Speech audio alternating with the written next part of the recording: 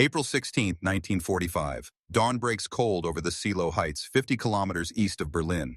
Captain Anatoly Kozlov stands at the forward edge of a shattered birch grove, boots sinking into mud still frozen in patches. Before him stretches 2 kilometers of open ground, plowed fields cratered by weeks of artillery, dotted with the burned-out hulls of Soviet tanks from yesterday's failed assault. Beyond that, the ridge rises like a fortress wall. German machine gun nests crown the slope, slit trenches zigzag through the tree line, and somewhere in that gray distance, 88mm guns wait in silence. Kozlov's breath mists in the air. Behind him, 300 men crouch in assembly trenches. Riflemen, submachine gunners, sappers. They've been awake for 36 hours. Their faces are blank, eyes red-rimmed, hands shaking not from cold but from the morphine edge of exhaustion. Every one of them knows what's coming. Every one of them has seen the fields littered with the dead from the last 3 days. The Germans have held this ridge against 2 full Soviet armies. They have stopped the march to Berlin cold. Kozlov checks his watch. 05:20 hours, 10 minutes until the barrage lifts. 10 minutes until he gives the order that will send these men across open ground into enfilading fire, into the teeth of a defense that has not broken once. 10 minutes until a decision that makes no tactical sense, except that Berlin cannot wait. By April 1945, the war in Europe has entered its final convulsion. The Third Reich, which once stretched from the Atlantic to the Volga, has been crushed into a shrinking pocket of scorched earth and rubble. In the West, American and British forces have crossed the Rhine and are racing through the industrial heartland of Germany. In the South, the Allies push through Bavaria toward Austria. But it is in the East that the final act is being written, the Red Army, bleeding and relentless, stands less than 60 kilometers from Berlin. 3.5 years after Stalingrad, after Kursk, after the destruction of Army Group Center, the Soviet war machine has arrived at the doorstep of Hitler's capital. Marshal Georgy Zhukov commands the First Belarusian Front, the spearhead of the Soviet advance. His orders are clear and come directly from Stalin himself. Berlin must fall before the Western Allies arrive. The political stakes are absolute. Whoever takes Berlin will define the shape of post-war Europe. The Americans and British are moving fast, and Stalin will not allow them to plant their flags in the Reich Chancellery. Zhukov has been given 2 weeks. He has 900,000 men, 3,000 tanks, and 16,000 artillery pieces. He has air superiority, supply lines stretching back across Poland, and the full weight of Soviet industrial power behind him. But standing between him and Berlin is a ridge that refuses to break. The Seelow Heights are not mountains. They rise only 40 to 60 meters above the Oder River floodplain. But in the flat open country east of Berlin, those 60 meters might as well be the Maginot Line. German engineers have turned the ridge into a fortress. Trenches run in concentric rings. Anti-tank ditches slice through the approaches. Minefields blanket every road and trail. Machine gun positions are dug into reverse slopes, invisible until the last moment. Artillery observers have pre-sighted every meter of the killing ground below, and holding those positions are not the broken remnants of a defeated army. They are Waffen-SS battalions, Wehrmacht veterans pulled from the collapsing fronts, and Volkssturm militia fighting with the desperation of men defending their homeland. Zhukov launched his assault on April 16th with the largest artillery barrage in history. 9,000 guns opened fire simultaneously, turning night into day. Searchlights were aimed at the German lines to blind defenders and illuminate targets. The ground shook for miles. Entire forests were shredded into splinters, and then the infantry advanced, supported by waves of T-34 tanks. The plan was simple: overwhelm the enemy with firepower and mass, break through in the first hours, be in Berlin within 3 days. But the plan failed. The artillery barrage, for all its fury, landed mostly on empty positions. The Germans had pulled back from the forward trenches, waiting out the storm in deep bunkers and secondary lines. When the Soviet infantry emerged from the smoke, they walked into a kill box. Machine guns opened up from concealed positions. Mortars rained down with pre-registered accuracy. Panzerfaust teams destroyed tanks at close range. The advance stalled within the first kilometer. By the end of the first day, Zhukov's armies had barely dented the German line. Casualties were mounting, and tank losses were catastrophic, and Berlin was still out of reach. On April 17th, the attacks continued. More artillery, more tanks, more waves of infantry throwing themselves at the ridge. The results were the same. German resistance remained unbroken. Soviet commanders screamed into radios demanding results. Officers were relieved on the spot for failing to achieve impossible objectives. Political officers threatened tribunals, and still the ridge held. Stalin called Zhukov personally, his voice cold with fury. The Marshal of the Soviet Union, the hero of Moscow and Stalingrad, was being humiliated by a single ridge defended by a collapsing army. The pressure was unbearable. It was in this atmosphere of desperation and rage that Captain Anatoly Kozlov received his orders on the evening of April 15th. His company, part of the 8th Guards Army, had been held in reserve during the first 2 days of fighting. They had watched from their positions as regiment after regiment was fed into the meat grinder and came back shattered. Now it was their turn. Kozlov's battalion commander, a colonel with a bandaged head and eyes that hadn't slept in days, laid out the mission with no ceremony. There was a gap in the German line, a narrow salient where a preliminary assault had pushed a few hundred meters forward before being stopped cold. Kozlov's company would exploit that gap. They would advance straight through, bypass the fortified positions on either flank, and drive deep into the German rear. Once behind enemy lines, they would cause chaos, cut communication lines, and open a corridor for follow-on forces. The colonel did not call it suicidal. He did not need to. Everyone in the room understood. Advancing through a narrow gap meant enfilade fire from both sides. Bypassing strong points meant being surrounded. Pushing into the rear without support meant no resupply, no reinforcement, and no extraction if things went wrong.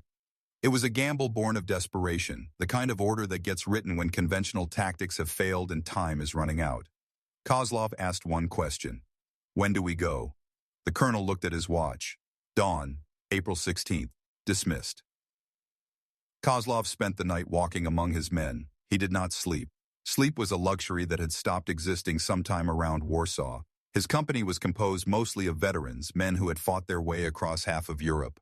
They had survived the hell of Bagration, the brutal house-to-house fighting in East Prussia, the river crossings under fire. They were not green conscripts. They knew their business. But they were also exhausted in a way that goes beyond the physical.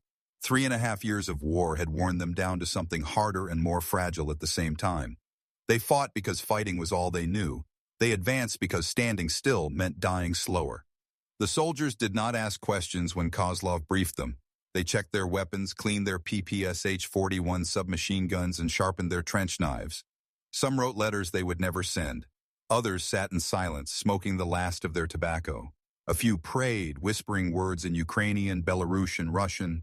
Kozlov watched them and felt the weight of what he was about to do. These men trusted him. They would follow him into fire because that was the contract between officer and soldier, and he was going to lead them into a charge that had no right to succeed.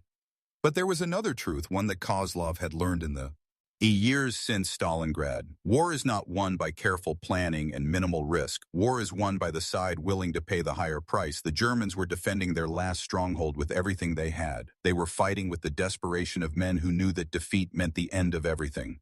But the Soviets had something the Germans did not. They had the ability to absorb catastrophic losses and keep advancing. They had the industrial base to replace every destroyed tank, every dead soldier. They had the political will to throw division after division into the fire until something broke. And most importantly, they had men like Kozlov, officers who understood that sometimes the only way forward is through. The ridge before them was not just a tactical obstacle. It was a symbol. If Zhukov's armies could not break through here, the entire offensive would stall. The Americans and British would reach Berlin first, or worse, the war would drag on for months while the Germans fortified the capital and turned it into another Stalingrad. Stalin had made it clear, Berlin must fall now, and that meant someone had to pay the price. Kozlov had accepted that price the moment he put on the uniform. His men had accepted it the moment they followed him.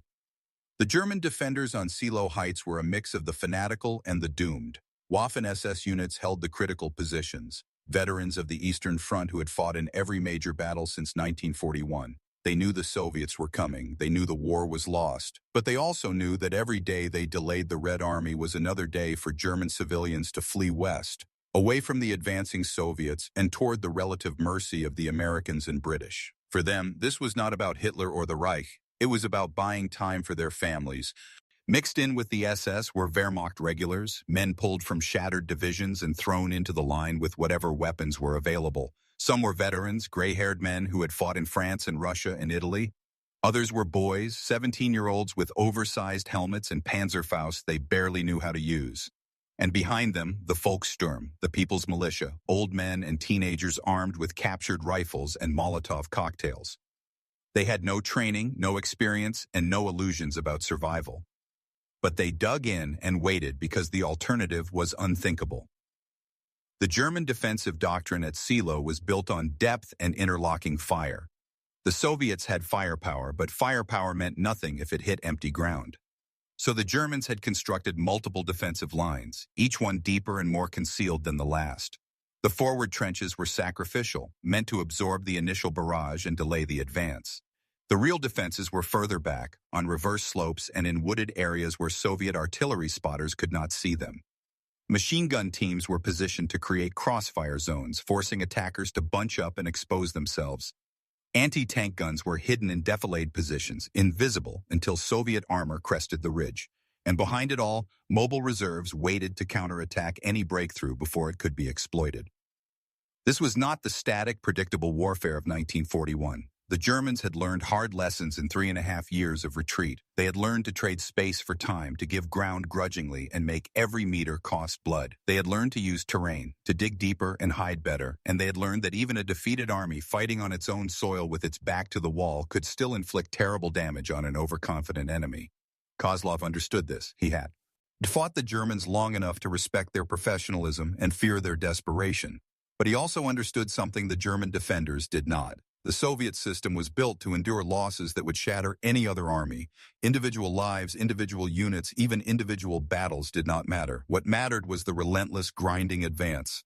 The Red Army would lose 10,000 men taking Seelow Heights. Then it would lose 50,000 taking Berlin, and then it would win the war. The mathematics were brutal and simple. As the first light of April 16th began to gray the eastern sky, Kozlov gathered his company commanders. He did not give them a speech. There was nothing left to say that had not been said 1,000 times before. He simply told them the route of advance, the timing of the artillery lift, and the rally point on the far side of the German line. If we get separated, he said, keep moving west, cause chaos. Tie down their reserves, give the main force a chance to break through. The commanders nodded. They had done this before. They would do it again, or they would die trying. Captain Anatoly Kozlov was not a professional soldier. Before the war, he had been a school teacher in a village outside Smolensk, teaching mathematics and history to children who would never see adulthood.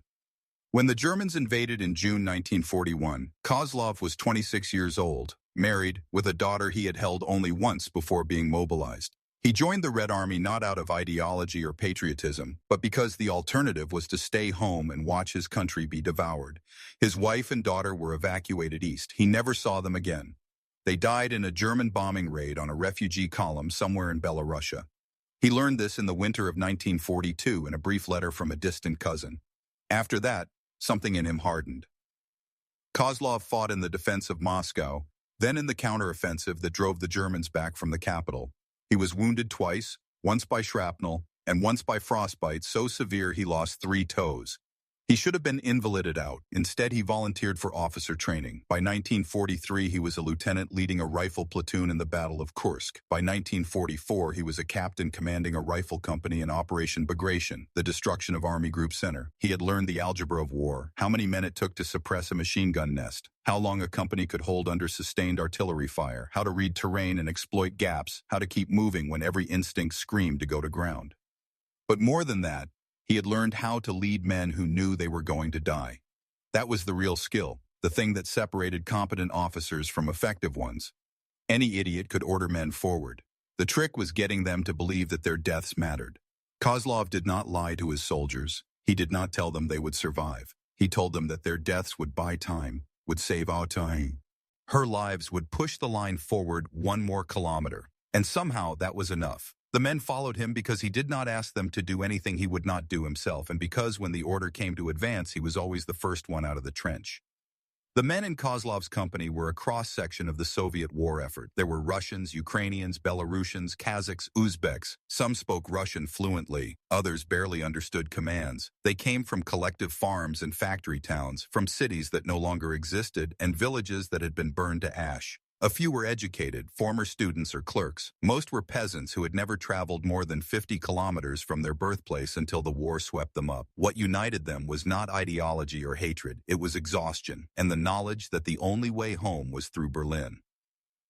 Junior Sergeant Yuri Petrov was 22 and had been fighting since Stalingrad. He carried a PPSH-41 submachine gun and a canvas bag filled with drum magazines. His left hand was missing 2 fingers, lost to frostbite in the winter of 1943. He could still fire his weapon, though, and that was all that mattered. Petrov did not talk much. He had stopped talking around the time his entire original platoon was killed in a single German artillery strike outside Kharkov. He followed orders, kept his head down, and stayed alive. That was his entire strategy. Private Ivan Sokolov was 18 and had been in the army for 6 months. He was one of the replacements who had joined the company after the Vistula-Oder offensive. He was terrified all the time, a constant low-grade panic that he hid behind a mask of obedience. He had never fired his rifle at a living person. He had been in combat twice, both times pinned down by machine gun fire while more experienced soldiers did the actual fighting. He did not want to be a coward. He wanted to do his duty. But every time he closed his eyes, he saw the bodies from the last assault, twisted and frozen in the mud. Lieutenant Dmitry Volkov was Kozlov's second-in-command, a 30-year-old former factory foreman from Leningrad who had survived the siege and then volunteered for frontline duty. Volkov was methodical, unemotional, and utterly reliable. He did not inspire men the way Kozlov did, but he kept them organized. He knew every soldier's name, every weapon's condition, every supply shortage. He was the kind of officer who made sure men had food and ammunition before they went into battle, and that made them trust him as much as they trusted Kozlov. These were the men who would make the charge. They were not heroes, they were not supermen. They were ordinary people caught in the machinery of history, doing what they had to do because the alternative was worse. And in 10 minutes they would stand up and walk into fire because a captain they trusted had told them to. On the other side of the ridge, the Germans waited. Obergefreiter Klaus Richter crouched in a machine gun nest carved into the slope, his MG-42 mounted on a bipod and aimed down the open ground below.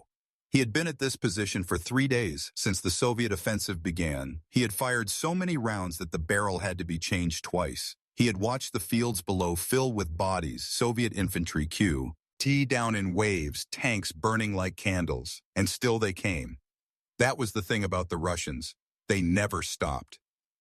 Richter was 24 and had been fighting since 1942. He had served in the Wehrmacht's 9th Army, seen action at Rzhev, Kursk, and the long retreat through Belorussia. He was not a Nazi. He had never been a member of the party. He fought because he was conscripted, because desertion meant execution, and because somewhere in the ruins of Berlin, his mother and younger sister were hiding in a cellar, waiting for the war to end.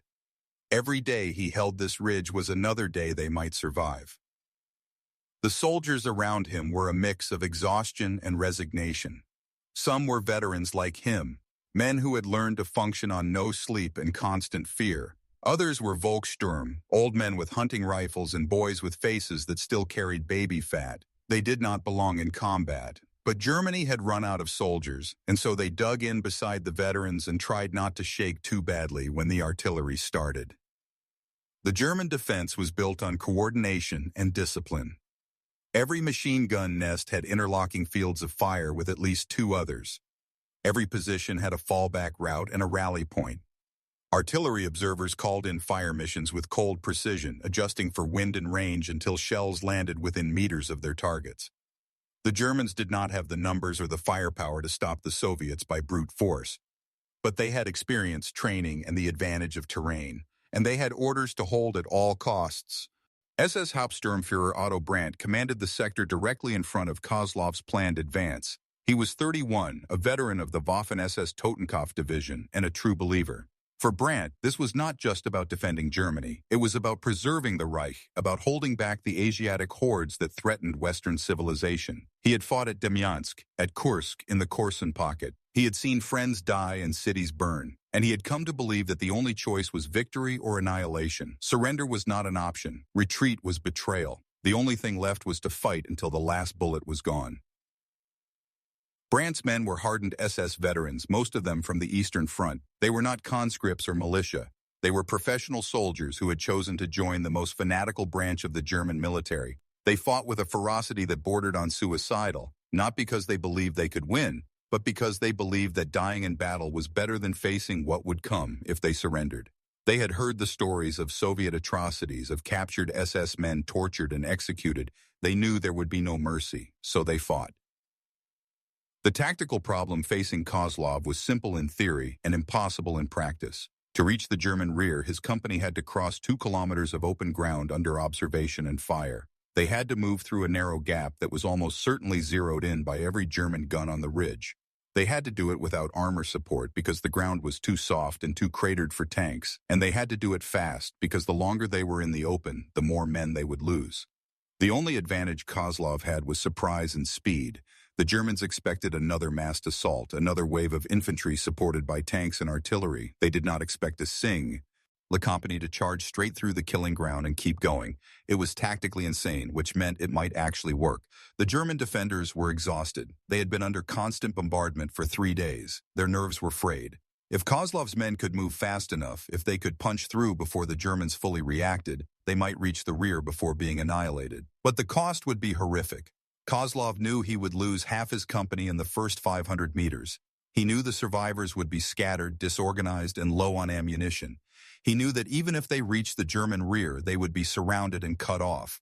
But he also knew that if he did not try, the entire offensive would stall. Thousands more men would die in frontal assaults against prepared positions. Berlin would remain out of reach, and the war would drag on. The decision had already been made. All that remained was the execution. Kozlov checked his pistol, a Tokarev TT-33, and made sure the magazine was full. He slung his PPSH-41 across his chest and tightened the straps on his webbing. Around him, his men did the same. They did not speak. There was nothing left to say. They simply waited for the artillery barrage to lift and the order to advance. At 0530 hours, the Soviet guns opened fire.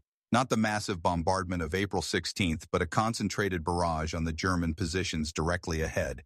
Shells screamed overhead and slammed into the ridge, sending up geysers of dirt and smoke. The noise was deafening, a physical pressure that made the air itself vibrate. Kozlov watched the seconds tick down on his watch. 5 minutes, 4, 3. The barrage would lift at exactly 0535. That was when his men would stand up and start moving. That was when the killing would begin. At 0535 hours, the artillery stopped. The silence that followed was worse than the noise. Kozlov blew his whistle, a sharp metallic shriek that cut through the ringing in his ears, and then he stood up and started running. 300 men rose from the trenches and followed him. They moved in a loose skirmish line, rifles and submachine guns at the ready, boots pounding the frozen mud. The first 100 meters were almost peaceful. The German positions were still obscured by smoke and dust from the barrage. The machine guns had not yet opened fire. For a brief, surreal moment, it felt like a training exercise, men running across an empty field in the gray dawn light. Then the Germans saw them. The first burst of machine gun fire came from the left, a long, rattling scream that cut through the air like a chainsaw. Tracer rounds arced across the field, green streaks that seemed to move in slow motion. Men started falling. A soldier 10 meters to Kozlov. His right went down without a sound, his legs collapsing under him. Another staggered and clutched his chest, blood pouring between his fingers. Kozlov kept running. Behind him, he heard Lieutenant Volkov shouting, urging the men forward. More machine guns opened up. The field erupted in a storm of fire. Bullets kicked up dirt around Kozlov's feet. He heard the crack of rounds passing close to his head, felt the air displacement like a slap. A mortar shell exploded 20 meters ahead, sending up a fountain of earth and shrapnel. Kozlov dove to the side, rolled, and came up running. His lungs burned. His legs felt like lead, but he did not stop.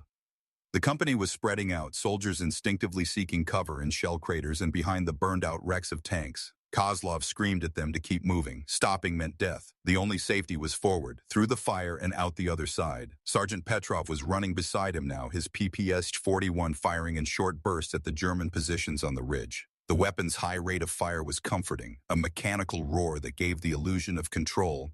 They crossed the first kilometer in less than 5 minutes. By then, Kozlov had lost a third of his men. Bodies littered the field behind him, some moving, most still. The survivors were running on adrenaline and training, their minds narrowed to a single focus. Forward, keep moving. Don't think about the men falling around you. Don't think about the bullets, just run. The German fire intensified as they closed the distance. The defenders on the ridge had realized what was happening. This was not another mass assault. This was a single company trying to punch through their line. And if they succeeded, if they reached the rear, it would throw the entire defensive sector into chaos. SS Hauptsturmführer Brandt screamed orders into a field telephone calling for artillery support for reserves for anything that could stop the advance, but the Soviet barrage had cut communication lines, half his positions were not responding, and the Russians were already halfway across the field. Obergefreiter Richter fired his MG-42 in controlled bursts, the weapon bucking against his shoulder. He could see the Soviet soldiers clearly now, dark shapes moving through the smoke. He aimed low, letting the recoil walk the rounds up into their bodies. Men fell, but more kept coming. It was like shooting into a tide. No matter how many you killed, the wave kept rolling forward. A Panzerfaust team scrambled into position, a 17-year-old Volkssturm boy and a grizzled Wehrmacht sergeant. They waited until a cluster of Soviet soldiers came within range, then fired. The rocket-propelled grenades streaked across the field and exploded in the middle of the group. The blast tore 3 men apart and knocked a dozen more to the ground, but the advance did not stop. Kozlov was 50 meters from the German trench line when he saw the flash of the Panzerfaust. He threw himself flat, felt the heat of the explosion wash over him. His ears rang, blood ran from his nose. He pushed himself up, spitting dirt, and kept running. Around him, the survivors of his company closed ranks. They were down to less than 200 men now, but those men were moving with a focused fury. They had crossed the killing ground. They had paid the price. And now they were going to make the Germans pay. The final sprint was pure chaos. Soviet submachine gunners fired from the hip, spraying the German trenches with automatic fire. Grenades flew through the air, exploding in bursts of black smoke and shrapnel. Kozlov leaped over a collapsed section of trench and landed in a tangle of barbed wire. He tore himself free, felt the wire rip through his uniform and into his skin, and kept going. A German soldier rose up in front of him, a boy with a rifle. Kozlov shot him twice in the chest and kept moving. Lieutenant Volkov was right behind him, his pistol in one hand and a grenade in the other. He threw the grenade into a machine gun nest and dove for cover. The explosion silenced the gun. All along the line, Soviet soldiers were pouring into the German positions, overwhelming the defenders with sheer ferocity. This was not the careful, coordinated assault of a professional army. This was a brawl, close-quarters combat with knives and gun butts and bare hands. Sergeant Petrov emptied his last drum magazine into a group of German soldiers trying to set up a counterattack, then drew his trench knife and charged. He killed 2 men before a third shot him in the stomach. He dropped to his knees, blood soaking his uniform, but he did not fall. He stayed upright, knife still in his hand, until another bullet finished him.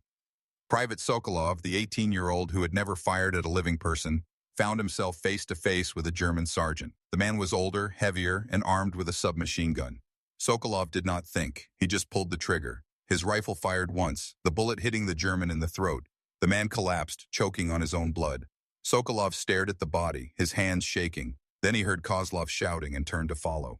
The German line was breaking, not collapsing, not routing, but cracking under the pressure. SS Hauptsturmführer Brandt rallied a dozen men and led a counterattack trying to seal the breach. They came in hard, firing disciplined bursts, moving in pairs. For a moment, it looked like they might succeed. Then Kozlov turned his PPSH-41 on them and held the trigger down. The weapon fired until the magazine was empty, 50 rounds in less than 3 seconds. Brandt went down, his chest torn open. The counterattack faltered, and then suddenly they were through. Kozlov and the remnants of his company were behind the German line, standing in the rear area that was supposed to be safe. They had done the impossible. They had crossed 2 kilometers of open ground under fire. They had stormed a fortified position. They had broken through. But they were not safe, not even close. Behind the German forward line, the landscape opened into a warren of supply dumps, command bunkers, and reserve positions. It was supposed to be a secure area, protected by the front-line defenses. No one had expected Soviet infantry to appear here. Kozlov and his surviving men, less than 150 now, moved through the chaos like ghosts. They were behind enemy lines, surrounded and running on fumes, but they were also free to cause havoc. Kozlov did not stop to regroup. Stopping meant giving the Germans time to organize a response. Instead, he pushed his men forward, deeper into the enemy rear. They moved in small groups, bypassing strong points, attacking targets of opportunity. A supply truck burst into flames as a grenade detonated in its fuel tank. A communication post was overrun. The radio operator shot before they could send a warning. Ammunition crates were set ablaze, sending up pillars of black smoke that could be seen for kilometers. The psychological impact was immediate. The German defenders on Seelow Heights had spent 3 days repelling Soviet assaults. They had grown accustomed to the rhythm of battle. Bombardment, assault, repulse, repeat. The front line was holding. They were winning, but now, suddenly, there were Russians in the rear. Machine gun fire echoed from positions that should have been safe. Smoke rose from supply depots, and no one knew how many more were coming. Panic spread faster than fire. Reserve units, already exhausted from 3 days of constant alert, began to falter. Officers shouted conflicting orders. Some units were told to hold their positions. Others were ordered to turn around and fight the infiltrators. Communication was breaking down. The carefully orchestrated defense was coming apart. Obergefreiter Richter, still manning his machine gun on the forward line, heard the explosions behind him and felt his stomach drop. The Russians were in the rear. That meant his position was being bypassed. That meant even if he held his trench, he would be surrounded. He looked at the Volkssturm boy beside him, a 16-year-old whose hands were shaking so badly he could barely hold his rifle. Richter made a decision. He grabbed the boy by the collar and pulled him out of the trench. "Fall back," he said. "We're getting cut off." The boy did not argue. They abandoned the machine gun and ran. All along the forward line, the same calculation was being made. German soldiers who had held firm for 3 days suddenly realized they were being outflanked. The line began to crack. Not everywhere, not all at once, but in critical sections, men started pulling back, abandoning positions, retreating toward the secondary defenses. And once the retreat started, it gained momentum. Kozlov's company was disintegrating as a cohesive unit, but that did not matter. The men were operating in small groups now, each one a miniature storm moving through the German rear. Lieutenant Volkov led a squad to a crossroads where German reinforcements were moving up to the front. They opened fire from ambush, killing a dozen men and scattering the rest. The reinforcements never reached the line. Private Sokolov found himself separated from his squad, crouched behind a pile of rubble with 2 other soldiers he barely knew. They could hear Germans shouting nearby, trying to organize a search. Sokolov's hands were still shaking. He had killed 1 man, maybe more. He did not know. Everything was a blur. One of the soldiers beside him, a Ukrainian whose name he did not know, grinned and patted him on the shoulder. "You did good," the man said. Sokolov did not feel good. He felt like he was going to vomit, but he nodded and checked his rifle. Kozlov himself was moving toward the sound of the heaviest fighting. He had lost contact with most of his company, but he could still see smoke rising from multiple points, still hear the rattle of gunfire. His men were doing their job. They were causing chaos. Now he had to capitalize on it. He gathered a group of 20 soldiers and led them toward a cluster of concrete bunkers that looked like a command post. If he could take that, if he could kill or capture the officers coordinating the defense, the entire sector might collapse. They hit the command post from 2 sides, grenades and automatic fire. The guards never had a chance. Kozlov kicked in the door of the main bunker and found himself face to face with 3 German officers hunched over a map table. One reached for his pistol. Kozlov shot him. The other 2 raised their hands. Kozlov did not have time for prisoners. He shot them too. Then he turned to the map table. It showed the entire defensive layout of Seelow Heights, every position, every unit, every fallback line. He grabbed the map and ran. Outside, the sound of heavy engines echoed across the field. Soviet tanks were moving up, exploiting the gap that Kozlov's charge had created. The main assault was resuming, and this time the German line was in disarray. T-34s rolled forward, infantry following in their wake.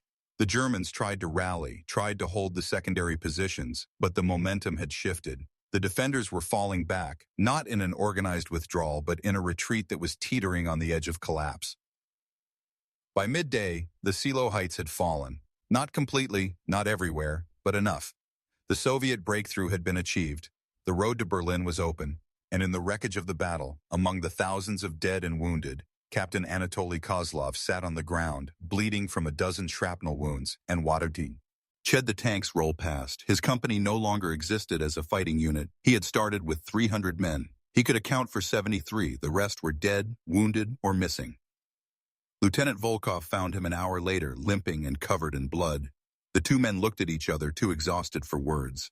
Then Volkov handed Kozlov a canteen.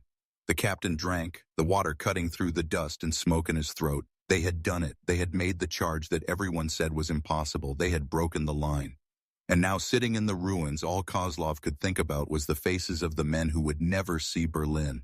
The battle for Seelow Heights officially ended on April 19, 1945, 3 days after it began. The Red Army broke through the German defenses and pushed west toward Berlin. But the cost was staggering. Soviet casualties exceeded 33,000 dead and wounded. Over 700 tanks were destroyed or disabled. Entire regiments were shattered. The fields around the ridge were carpeted with bodies, Soviet and German, so many that burial details worked for weeks and still could not account for all the dead. Kozlov's company was officially listed as having suffered 78% casualties. Of the 300 men who made the charge on April 16th, only 67 were able to report for duty afterward. The rest were dead, wounded, or missing. Sergeant Petrov was among the dead killed in the final assault on the German trenches. Private Sokolov survived, though he would never speak about what happened that day. Lieutenant Volkov was awarded the Order of the Red Banner, though he threw the medal away a week later. He did not say why. Captain Kozlov was promoted to major and given command of a battalion. He refused the promotion. He told his regimental commander that he had nothing left to give, that the men who died on Seelow Heights had given everything. The commander ignored his refusal and promoted him anyway. Orders were orders. Kozlov accepted the rank without comment and went back to the front. He would fight for another 3 weeks, all the way into Berlin. He would survive the war, but something in him had been left on that ridge. The strategic impact of the Seelow Heights breakthrough was immediate. With the ridge in Soviet hands, Zhukov's armies could advance on Berlin without the threat of a fortified position on their flank. The Germans had lost their last natural defensive line. The road to the capital was open. Within days, Soviet forces had encircled Berlin, trapping the remnants of the German army inside the city. The final battle for the Reich had begun. But the cost of the breakthrough haunted Soviet commanders. Zhukov himself would later be criticized for the casualty rate at Seelow, accused of wasting lives in frontal assaults when more careful tactics might have achieved the same result with fewer losses. Stalin, however, cared only about results. Berlin fell on May 2nd. Germany surrendered on May 8th. The war in Europe was over, and in the calculus of Soviet strategy, the lives lost at Seelow Heights were an acceptable price. For the German defenders, the collapse of Seelow marked the beginning of the end. Those who survived the battle retreated into Berlin or surrendered to advancing Soviet forces. SS Hauptsturmführer Brandt's body was found in a trench, killed during the counterattack against Kozlov's breakthrough. Obergefreiter Richter made it back to Berlin, where he fought in the final defense of the city. He survived and was captured by Soviet troops on May 1st. He spent the next 5 years in a labor camp in Siberia. He would never see his mother or sister again. They had been killed in an air raid 2 days before the city fell.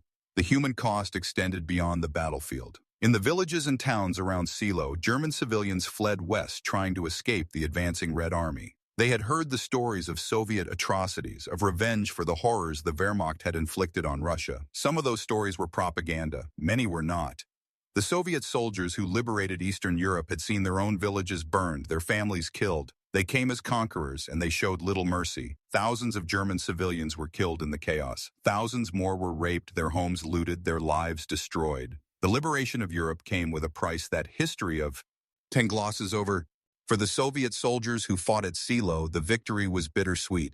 They had won the battle, they had broken the German line, but they had done it by walking into fire, by accepting losses that no other army would tolerate. And many of them knew that the same tactic would be used again in Berlin, in the street-to-street fighting that would consume the final weeks of the war. Victory was inevitable, but survival was not. Kozlov's charge became a footnote in the larger story of the battle, one of 1,000 small actions that together broke the German defense. Soviet propaganda celebrated the heroism of the assault, turning it into a symbol of courage and sacrifice. But the men who survived did not feel like heroes. They felt like the lucky ones, the ones who had not been in the wrong place when the machine gun opened fire, who had not stepped on the mine, who had not caught the shrapnel that killed the man beside them. They carried the weight of that luck for the rest of their lives. In the weeks after Seelow Heights, the Red Army pushed into Berlin. The city became a battlefield unlike any other. The Germans, fighting in the ruins of their own capital, resisted with the desperation of men who had nothing left to lose. Every building was a fortress. Every street was a killing ground. The Soviets advanced block by block, paying in blood for every meter. It took 2 weeks of brutal urban combat to reach the Reichstag. By then, Hitler was dead and the government had collapsed. But the fighting continued until May 2nd, when the last German defenders finally surrendered.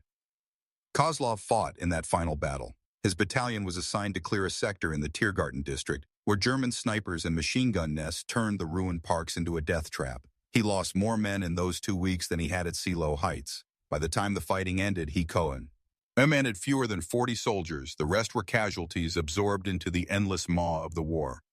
On May 8, 1945, Germany surrendered unconditionally. The war in Europe was over.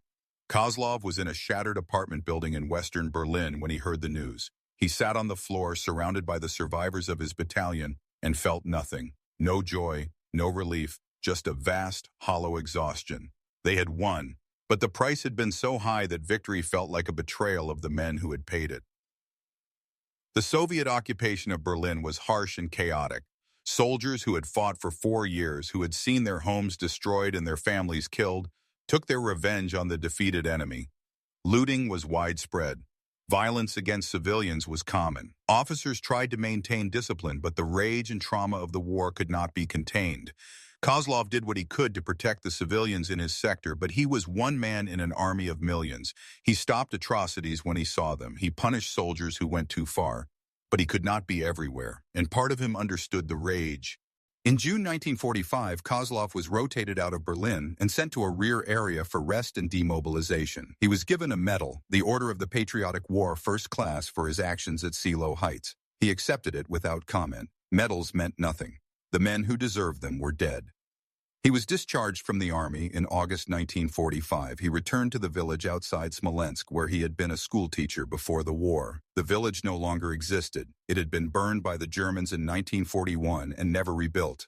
The school was a pile of rubble. The houses were gone. The people were gone. He stood in the empty fields and felt the full weight of what had been lost.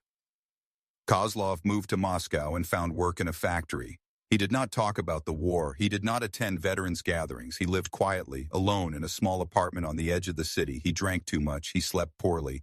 And every night he dreamed of the fields at Seelow Heights, of the men running beside him, of the moment when the machine guns opened fire and the world turned into screaming chaos. He died in 1963 at the age of 48 of a heart attack. He was buried in a veterans' cemetery outside Moscow.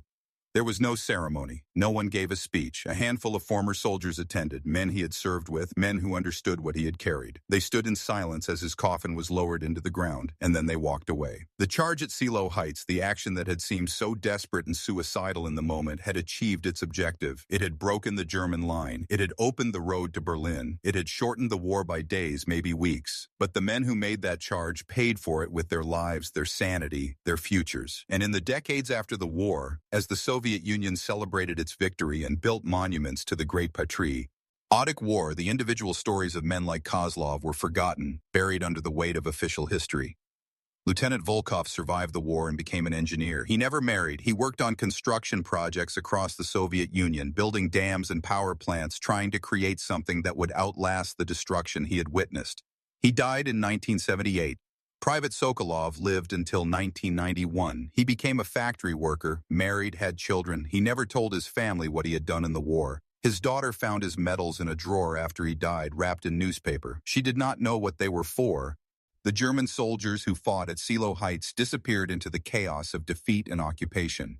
Some were killed in the final battles. Some died in Soviet prison camps. A few made it home and tried to rebuild their lives in a country that no longer existed. Obergefreiter Richter returned to Germany in 1950, his health broken by years in the labor camp. He found that his mother and sister were dead, his home destroyed. He lived another 20 years working as a laborer, never speaking about the war. He died alone. The battlefield itself was cleared of bodies and debris. The trenches were filled in, the craters were smoothed over, fields were replanted. Within a few years, there was little evidence that one of the bloodiest battles of the war had been fought there. A small monument was erected in the 1960s, a concrete obelisk with a plaque commemorating the Soviet victory. But the names of the men who fought there, who died there, were not recorded. They were just numbers in a casualty report. Anonymous soldiers in a war that killed millions. War is not won by grand strategies or brilliant generals. It is won by men like Captain Anatoly Kozlov, who stand at the edge of an open field and make a choice that defies logic and embraces sacrifice. The charge at Seelow Heights was not a masterpiece of tactics. It was not a clever flanking maneuver or a technological breakthrough. It was 300 men walking into fire because someone had to, because the alternative was to let the war drag on and kill even more. History remembers the big moments, the fall of Berlin, the surrender at Rheims, the photographs of Soviet soldiers raising the flag over the Reichstag. But history is made in the small moments, in the decisions of captains and sergeants and privates who do impossible things because they are asked to. Kozlov's charge opened the road to Berlin not because it was well planned or well executed, but because it was willing, because the men who made it understood that their deaths could buy something valuable: time, momentum, a chance for others to succeed where they had failed. The paradox of courage is that it often looks like madness, a frontal assault across open ground into machine gun fire with no hope of reinforcement is tactically insane. But in the context of total war, in the final months when every day matters, that kind of madness becomes necessary. The Soviet system understood this in a way that no other nation did. It was willing to spend lives the way other armies spent ammunition, and that willingness, brutal and inhumane as it was, won the war. Kozlov did not think of himself as a hero. He thought of himself as a man who had survived when others had not. He carried the guilt of that survival for the rest of his life, wondering why he had lived when Petrov and so many others had died. There is no answer to that question. There is only the fact of it. War does not care about fairness or justice. It consumes whoever is in its path and moves on. The men who fought at Seelow Heights on both sides were ordinary people caught in an extraordinary moment. They were not superheroes. They were not ideological fanatics. They were soldiers doing what soldiers do, following orders, trying to survive, hoping that their deaths would mean something, and in the end, their sacrifice did mean something. It ended the war. It brought down the Third Reich. It opened the road to Berlin and closed the darkest chapter in human history, but the cost was staggering. And the question that haunts us, 75 years later, is whether it had to be that way. Could the war have been won with fewer casualties, with better tactics, with more care for the lives of individual soldiers? Or was this the only way? Brutal, bloody, and relentless. History does not offer easy answers. It only offers the facts. 300 men charged across an open field. 73 survived, and the road to Berlin was opened.